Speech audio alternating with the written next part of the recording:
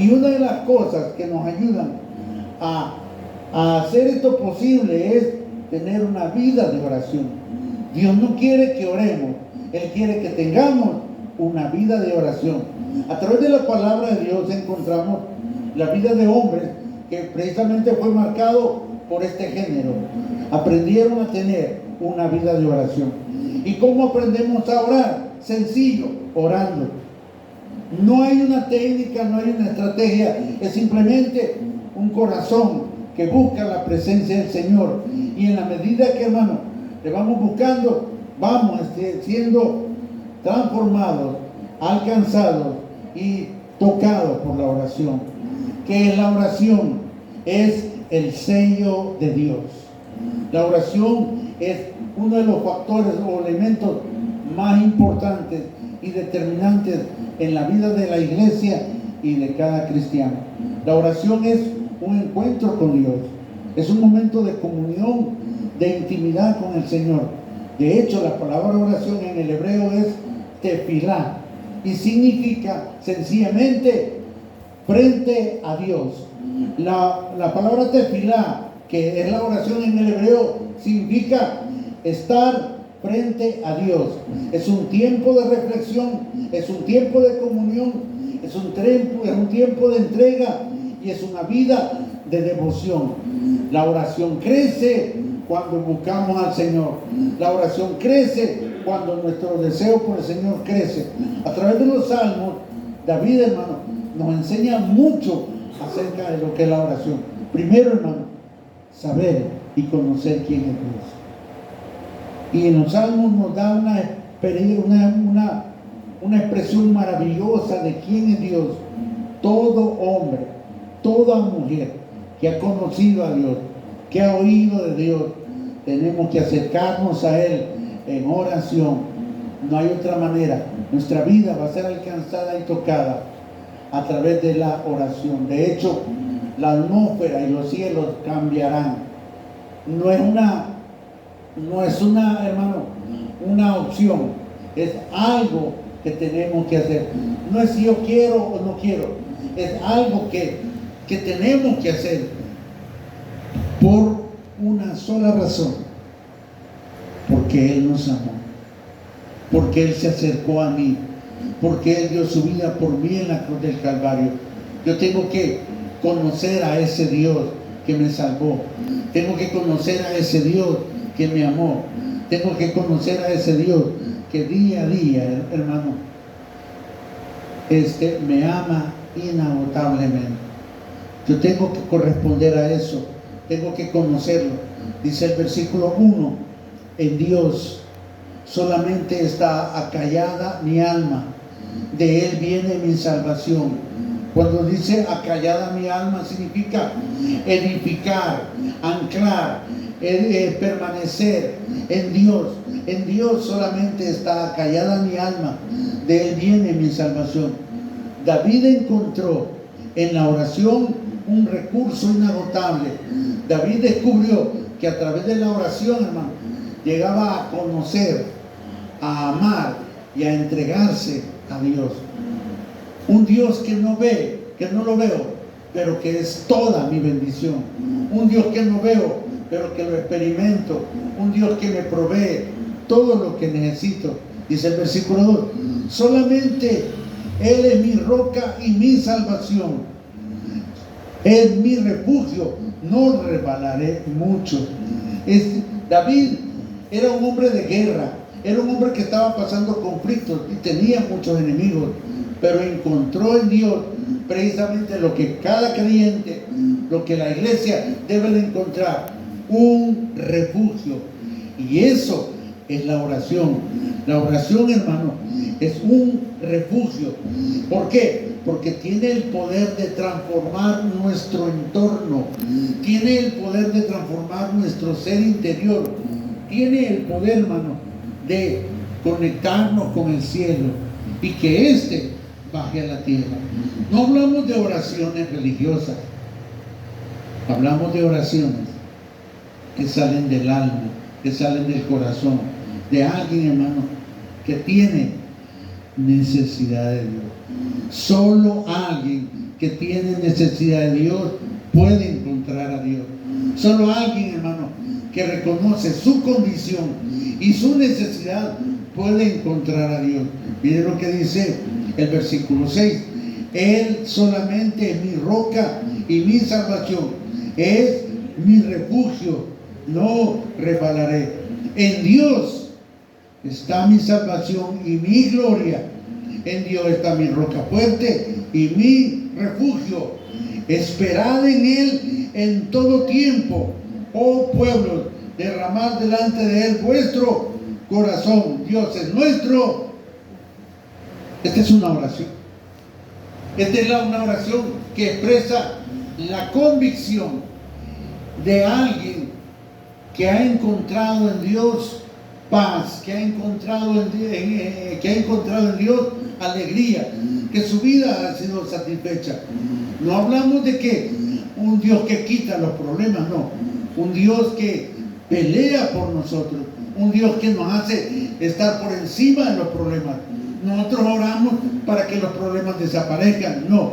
Tenemos que orar para vencer los problemas, porque de hecho, hermano, los problemas tienen dos características: o me acercan a Dios o me alejan de Dios.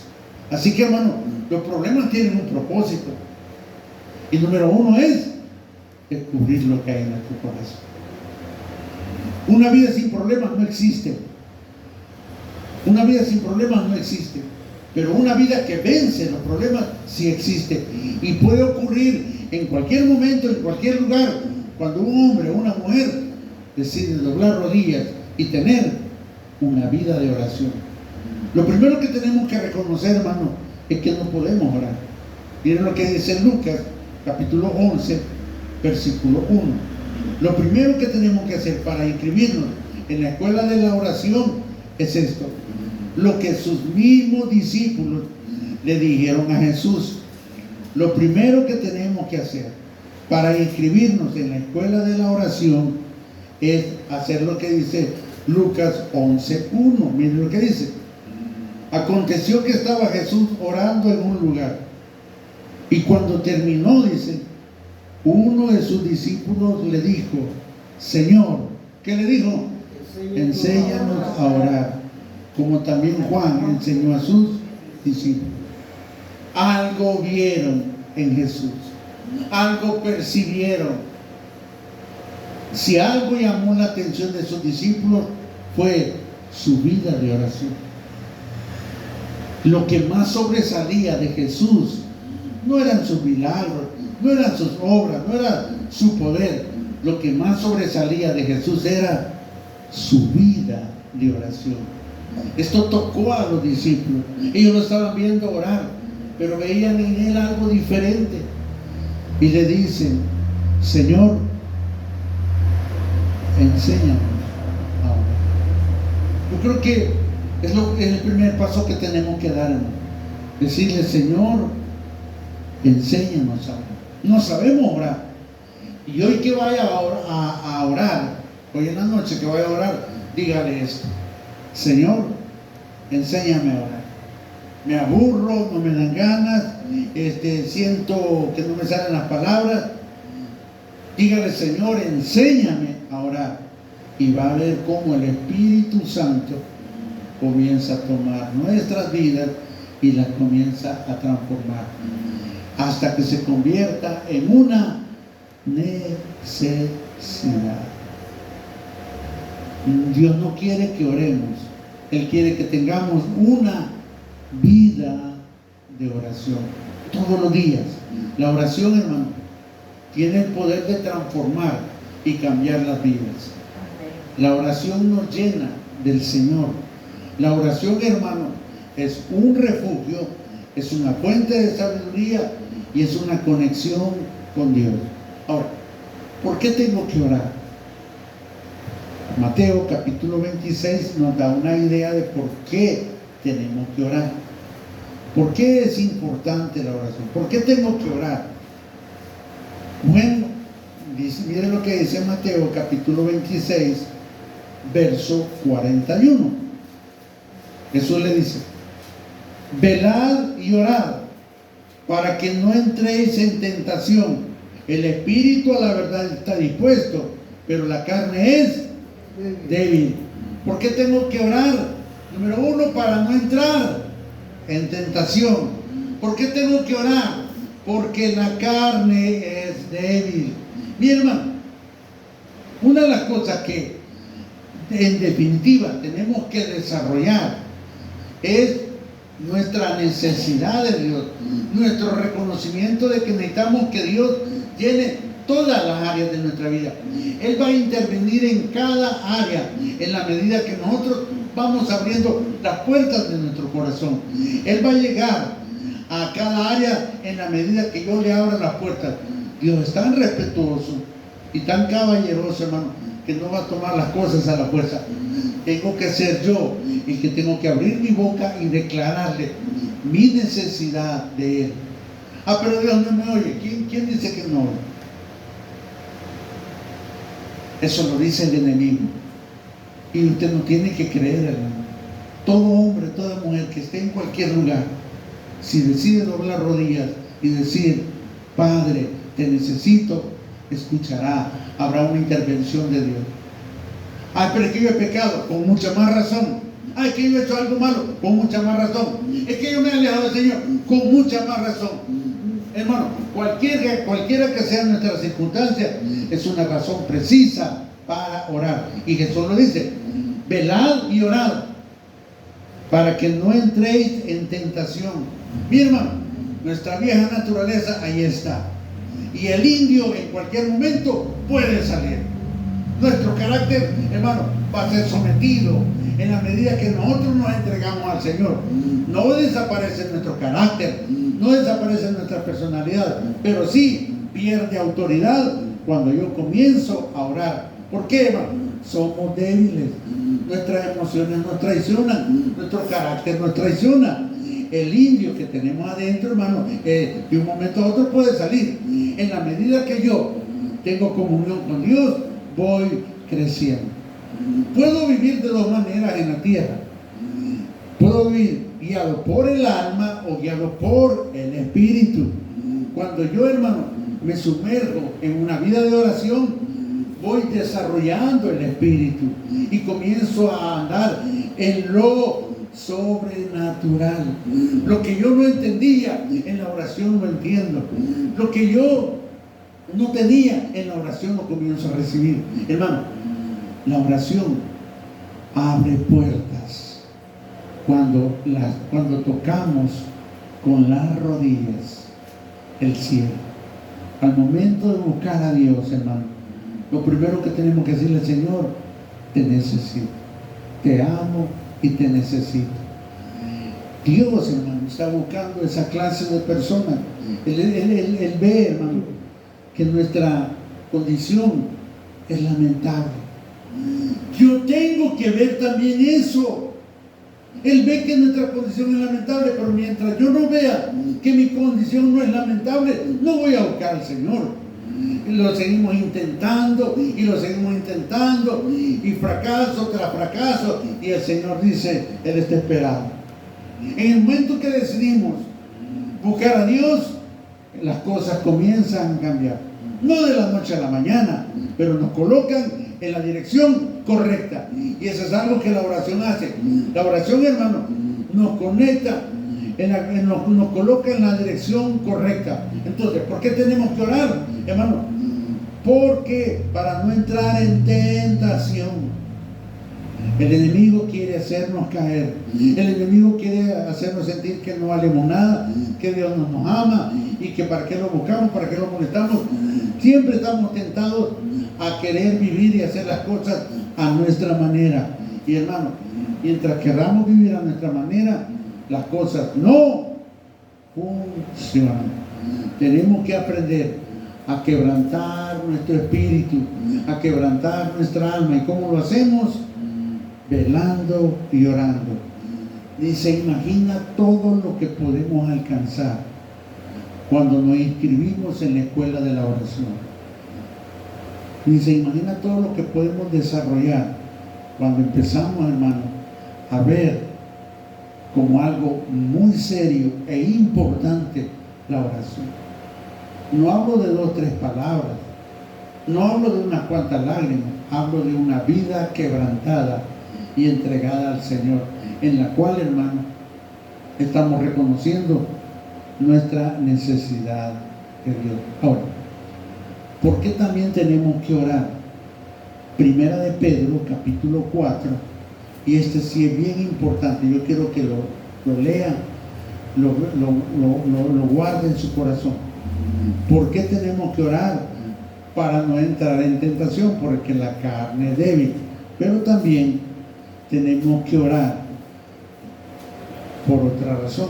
Primera de Pedro, capítulo 4, mire lo que dice el versículo 7.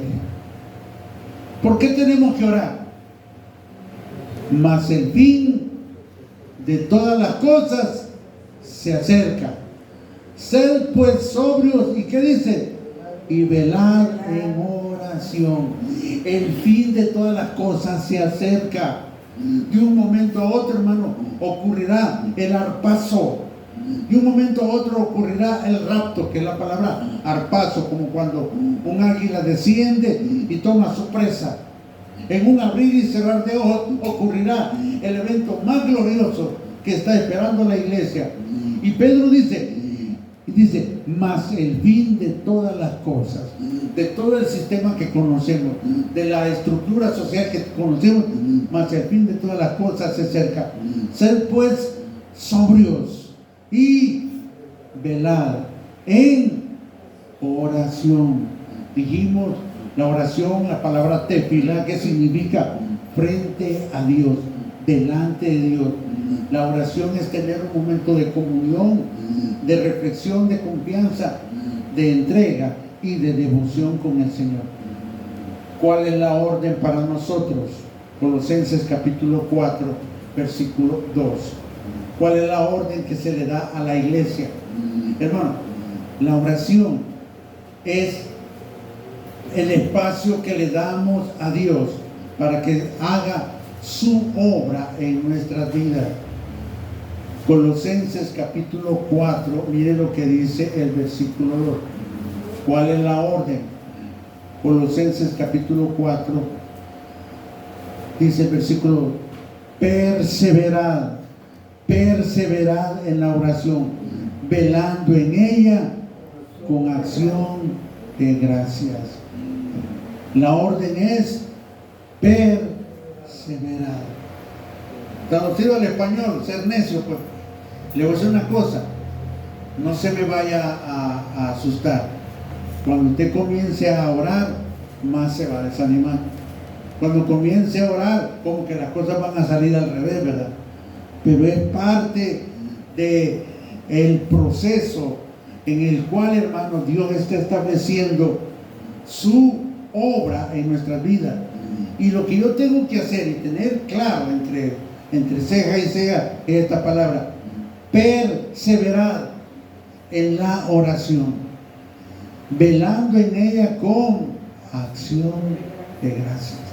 Si algo tenemos que decirle al Señor es gracias. ¿Salieron las cosas bien? Gracias. ¿No salieron bien? Gracias. ¿Tengo salud? Gracias. ¿No tengo salud? Gracias. Por 2 razones. Cuando yo doy gracias a Dios, número 1, glorifico a Dios. Y número 2, avergüenzo al diablo. Porque me están pasando cosas malas. Ve, y estoy dándole gracias al Señor. A través de la acción de gracias, mi espíritu se fortalece y se está abandonando a el Señor. Hermano, la oración es depender de Dios. Nuestra vida, nuestro ser, nuestro carácter no va a cambiar si no entramos a una vida de oración.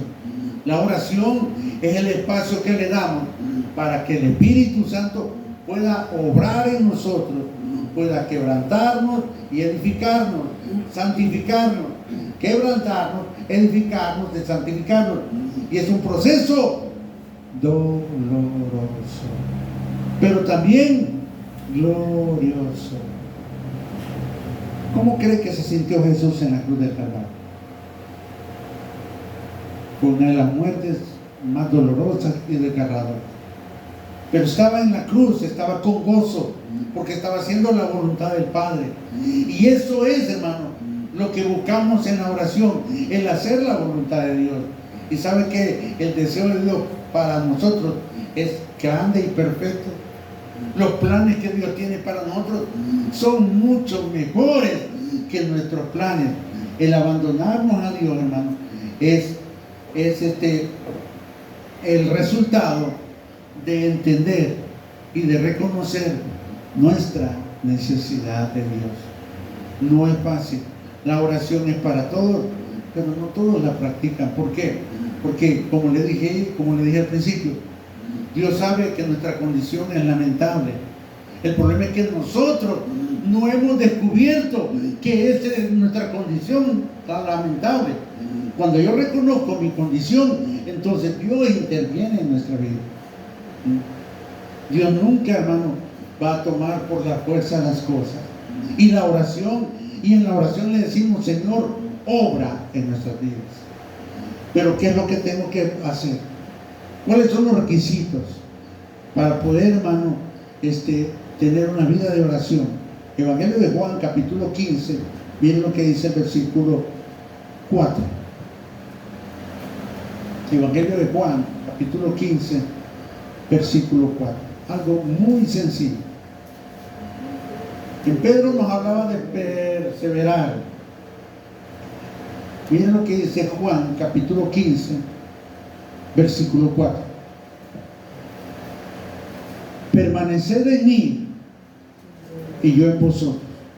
Como el pámpano no puede dar fruto por sí mismo si no permanece en la vid, así tampoco vosotros si no permanecéis en mí. Los requisitos de la oración: permanecer en el Señor, velad y orad, perseverando en eso que yo no entiendo, pero que necesito. Porque, hermano, una de las cosas más descuidadas por la cristiandad es nuestra oración.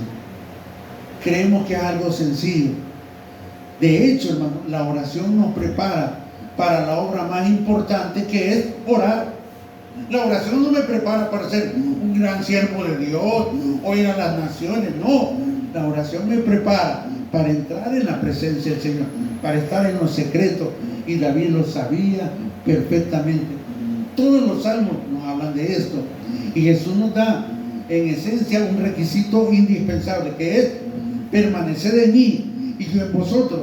Como el pámpano no puede llevar fruto si no permanece en la vid, así tampoco vosotros si no permanecéis en mí. Primer fruto de permanecer en él, versículo 7. Si permanecéis en mí y mis palabras permanecen en vosotros, pedid todo lo que queráis y os será hecho. Aquí se le agrega otro elemento importante. La oración y la palabra van de la mano. La oración y la palabra. Por eso dice: si permanecéis en mí y mis palabras, mis consejos permanecen en vosotros, pedid todo lo que queráis y os será hecho. ¿Sí o no? ¿Cómo recordamos, aunque sea en forma de fracciones o de fragmentos, los consejos que nuestra madre nos dio? Pequeñas palabras que hoy, que ya estamos viejos y que ya no las tenemos, decimos: cuánta razón tenía nuestra madre. Pero ya es tarde para decírselo. Mamá tenía la razón. O sea, no lo decimos o por orgullo o porque no lo reconocemos. Pero, hermano, ¿cuánto valor tienen las palabras que nuestros padres decían?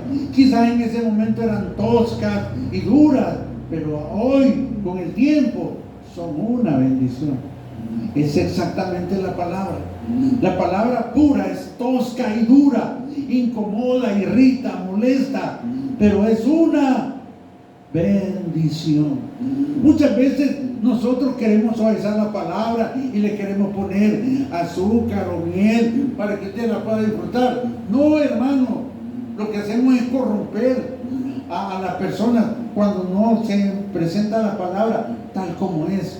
La palabra tiene como propósito transformar al hombre, revelar a un Dios de amor y que su provisión nos alcance y que seamos quebrantados. Hermano, nada puede reemplazar la oración. El primer elemento que tenemos que agregar en nuestra vida cristiana, en nuestro caminar, en el equipaje de nuestra vida, lo primero que tenemos que agregar es la oración. ¿Cómo hago para inscribirme en la escuela de oración? Lo que dijimos en Lucas 11:1, ¿verdad? Señor, enséñanos a orar. Porque si algo tenemos que reconocer es que no sabemos orar. Es que no me han enseñado. Es que, hermano, para orar, ¿qué tengo que hacer para aprender a orar? Orar. Es como cuando alguien quiere nadar. Para nadar, ¿qué tiene que hacer? Tirarlo para que empiece a nadar. Y empieza a mover sus manos, sus pies, y termina aprendiendo a nadar. Es lo mismo. Y hermano, ¿cuánto necesitamos la oración? Y le digo, es poderosa. La oración, hermano, es poderosa. Y todos los días vemos victorias y derrotas. Todos los días vemos victorias y derrotas. ¿Por qué? Porque todos los días vemos hombres orando y hombres que no están orando. Y no me refiero a oraciones públicas, sino en lo secreto. Porque nuestra verdadera naturaleza se revela en lo secreto. Lo que yo soy en esencia se revela en lo secreto. La oración, hermano, sencillamente nos coloca en las manos de Dios. Y esto lo confirma Filipenses capítulo 4, versículo 6. Filipenses capítulo 4, versículos 6 y 7. Miren lo que dice. Ojo, la oración nos coloca en las manos de Dios. Tenemos que ejercitarnos en este divino, honroso y glorioso ministerio. Tenemos que honrar a Dios con nuestras rodillas. Tenemos que honrar a Dios con nuestro canto. Tenemos que honrar a Dios con nuestra vida. Filipenses capítulo 4, versículos 6 y 7 dice: por nada estéis afanosos. ¿Quién conoce a esta señora, no? ¿Quién conoce a la señora afán? Si es con lo que todos los días salimos, hermano. Es lo que andamos cargando. Es como el capataz con el látigo, ¿verdad? Porque el afán es algo que con el látigo me tiene que hacer esto, tiene que... Y hermano, el detonante de todas las enfermedades en el mundo es esto. Y el Señor se va al centro y dice: por nada estéis afanosos. El estar pensando. Yo digo, ¿qué ganamos con estar pensando y pensando en un problema? Vaya al Señor. Decía el hermano Santín que cuando la refrigeradora estaba vacía, la esposa del hermano Santín agarraba la Biblia y le decía: mira, necesitamos que la refri se llene, ve a orarles. Cualquier problema, cualquier necesidad, vaya a orar. No es un lotín que usted raspa y ya tiene el premio, no. Es el camino que se va a abrir para que yo pueda ir, cosechar y recoger mi bendición. La oración nos coloca en las manos de Dios. Y lo primero que el Señor nos dice: por nada estéis afanosos. Porque el afán, hermano, me lleva al hospital o al cementerio. Eso es real, lo estamos viviendo. Todas las enfermedades se desarrollan por el afán, lo que se llaman las enfermedades asintomáticas. Por el descuido, por el estrés, crecen. Por nada estéis afanosos. ¿Y cómo me quito el afán? Aquí lo dice: si no sean conocidas vuestras peticiones delante de Dios en toda oración y ruego. Imagínense que le dijeran no va a haber aguinaldo. Puñalada. ¿Qué es lo que está esperando la gente hoy, hermano?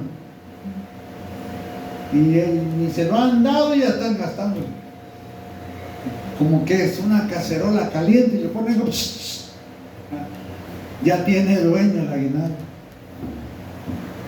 Por nada estéis afanosos, sino, y esta es la clave, sean conocidas vuestras peticiones, vuestras cargas, vuestras necesidades delante de Dios, con toda oración y ruego, con acción de gracias. ¿Cuál es el resultado de doblar rodillas? ¿Cuál es el resultado de abrirle nuestro corazón a Dios? Verso 7. Y la paz de Dios. ¿Cuánto necesitamos eso? Y la paz de Dios, que sobrepasa todo entendimiento, guardará vuestros corazones y, lo más importante, y vuestros pensamientos en Cristo Jesús. Wow. Se dio la noticia de que un joven de 26 años mató a un CEO le dicen ahora a los gerentes, un CEO lo mató. 26 años, un tipo talentoso, tenía no sé cuántos títulos. Mató a este CEO, era un gerente de una aseguradora que al abuelo no le dieron su... Había un litigio ahí y tenían que devolverle algo al seguro y no se lo devolvieron. Cayó en depresión el abuelo, no sé si murió, no lo dice la noticia, pero el joven tomó la decisión de matar. Lo tremendo es de que hizo un arma virtual, la diseñó en la computadora y como hay impresora 3D, reprodujo una 45 y las balas. Y en cada bala había puesto 3 cosas que formaban la estructura de esa empresa: solidez, estabilidad y alargamiento de algo. Y le dio esos 3 balazos a eso. Una crisis puede desatar una crisis más grande o un acercamiento a Dios. Una crisis puede llevarnos a hacer algo más terrible o a acercarnos a Dios. Este joven de 26 años tomó el camino más equivocado y más duro. Había dolor y quizás era tremendo el dolor, pero ese dolor lo llevó a hacer algo que destruyó su vida. Es algo tremendo, hermano, lo que el hombre puede hacer cuando se aparta de Dios. Es tremendo lo que el hombre puede hacer, hermano, si no aprende a tener comunión con Dios. Si algo, hermano, transforma nuestra vida, es el acercarnos a Dios. Y la paz de Dios, que sobrepasa todo entendimiento, guardará vuestros corazones y vuestros pensamientos en Cristo Jesús. La diferencia de la vida del hombre de esta tierra se llama Jesús. Y no hablo de una religión, sino hablo de un principio de vida que se aplica en cualquier lugar, en cualquier circunstancia en la que estemos. Solamente necesitamos una conexión de vida. Y esto lo logramos a través de la oración. Es importante y determinante, hermano, que nosotros no solamente reconozcamos que hay un Dios, sino que nos acerquemos a Él. Pero ¿cómo lo hacemos? ¿Cuáles son los requisitos para acercarnos a Dios? Simplemente reconocer que le necesitamos. Y ese es el punto, hermano. Nos han entrenado en esta vida para ser independientes.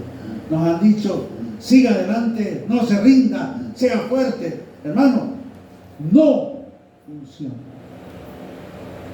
Esa terapia no funciona. Esa automotivación no funciona.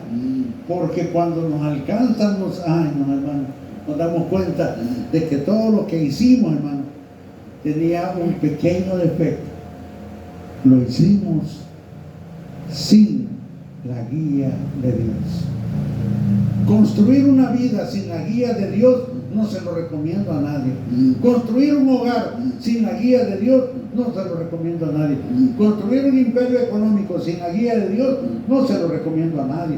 Construir una vida sin la guía de Dios no se lo recomiendo a nadie. Tiene que ser confrontada nuestra vida con una necesidad, la necesidad más grande, y es la de Dios.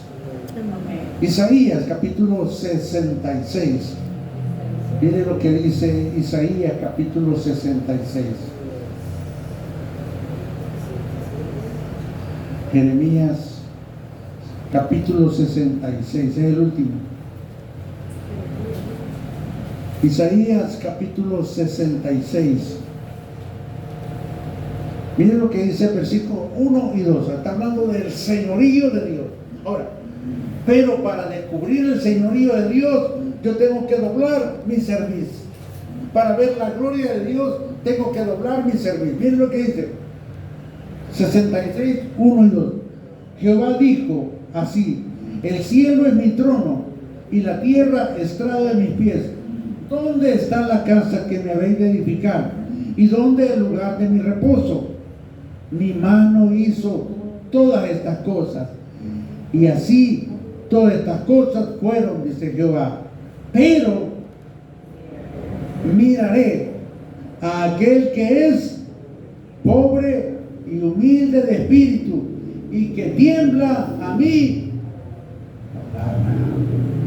Cuando hablamos de temblar a la palabra, no hablamos de temblar de temblor, hablamos de amor, respeto a la palabra. Y si algo determinó la vida de los hombres del Antiguo Testamento fue su amor por la palabra. El factor que desencadena la bendición de Dios, el factor que hace que Dios se acerque a nuestra vida, es lo que dice Ibra: miraré a aquel que es pobre y humilde de espíritu. ¿Qué es el pobre y humilde de espíritu? Sencillo, es reconocer que necesito a Dios. Estar sentado ahí es un buen principio. Pregúntele al alma si quiere hacer esto. No, hombre, el alma quiere andar en pleno mundo. Pregúntele al alma dónde quiere estar. O el alma no le gusta, pero es un principio de vida. O vivo dirigido por el alma, o vivo dirigido por el espíritu. ¿Qué es humilde? ¿Qué es humilde, pobre y humilde de espíritu? Es reconocer que necesito a Dios a cada momento. Mire, para salir de mi casa al trabajo necesito de Dios. Miles de cosas pueden pasar en ese momento. Para regresar a la casa necesito de Dios.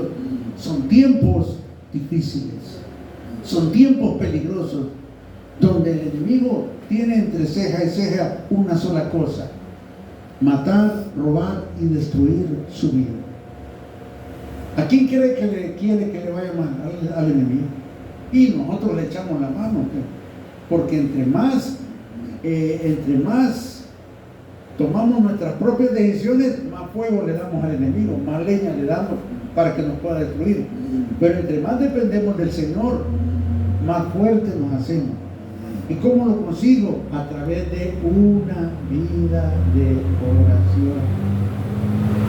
Regresamos al salmo con el que empezamos, Salmo 62, y termino con esto. Salmo 62, versículos 7 y 8. En Dios está mi salvación y mi gloria.